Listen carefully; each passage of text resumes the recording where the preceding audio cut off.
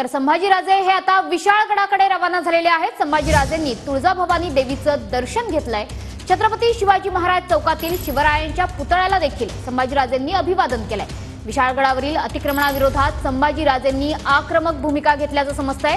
विशाळगड संकटात आहे, अतिक्रमण कुणी खपवून घेऊ शकत नाही असं संभाजीराजे यांनी प्रतिक्रिया देताना म्हटलंय।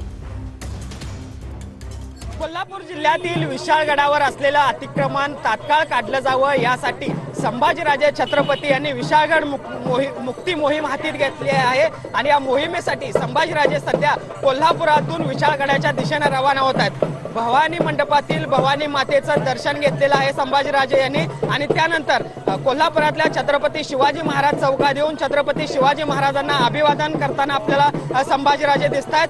संभाजीराजे हे छत्रपती शिवाजी महाराजांना अभिवादन करून आता विशाळगडाच्या दिशेने रवाना होणार आहेत। खरं तर जे अतिक्रमण विशाळगडावर आहे जवळपास 100हून अधिक अतिक्रमण जे आहेत ती तात्काळ काढली जावीत यासाठी संभाजीराजे गेल्या काही दिवसापासून आक्रमक आहेत आणि म्हणूनच आज कार्यकर्त्यांसह आणि शिवभक्तांसह हे सगळे संभाजीराजे जे आहेत ते विशाळगडाच्या दिशेने रवाना होताना आपल्याला पाहायला मिळतात। गुडजनले सुनील काटकरसह भूषण पाटील, TV9 मराठी, कोल्हापूर।